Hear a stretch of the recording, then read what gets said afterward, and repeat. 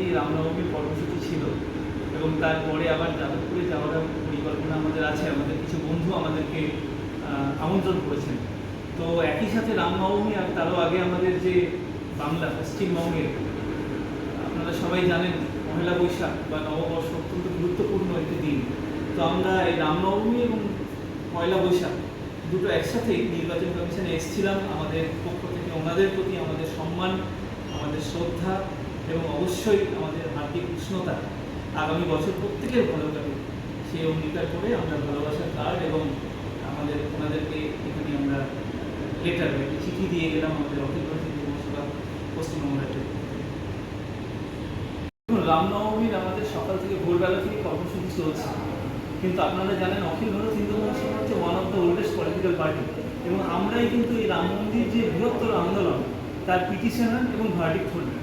তো আমরা বরাবর বলে এসেছি রামচন্দ্র প্রভু শ্রী রামচন্দ্র এবং রাম মন্দিরকে কোনো রাজনৈতিক দল পক্ষে বা বিপক্ষে যেন রাজনৈতিকভাবে তাদের অস্ত্র হিসেবে ব্যবহার না করে। আমরা বিশ্বাস করি প্রত্যেকটি রাজনৈতিক দলের রামচন্দ্রের অবস্থান হওয়া উচিত হৃদয়ে।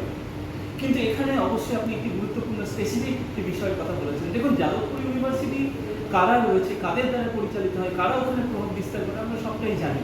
এটা তো সত্যি বিষয় যে যেখানে আমি শুনলাম ওনাদের কাছ থেকে ছাত্রছাত্রীরা আমাকে ফোন করে জানালেন, আমার কাছে তথ্যও রয়েছে ওনাদের দেওয়া তথ্য, যে নাকি গোমাংস বিক্রি হয়েছে। আমরা এটাও শুনলাম যে সেখানে আপনার ইফতার পার্টি হয়েছে।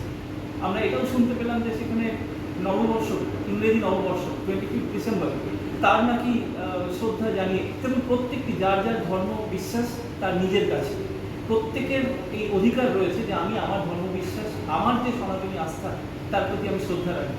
কিন্তু প্রশ্ন তো উঠবেই, যখন আপনি একটি অংশকে তাদের ইউনিভার্সিটির মধ্যে তাদেরকে অনুষ্ঠান বা তাদেরকে ধর্মীয় কোনো রীতিনীতি পালন করতে বলছেন, আর আরেকটি অংশ যখন দাবি করছে তাকে আপনারা দিচ্ছেন না, অ্যালাউ করছেন না।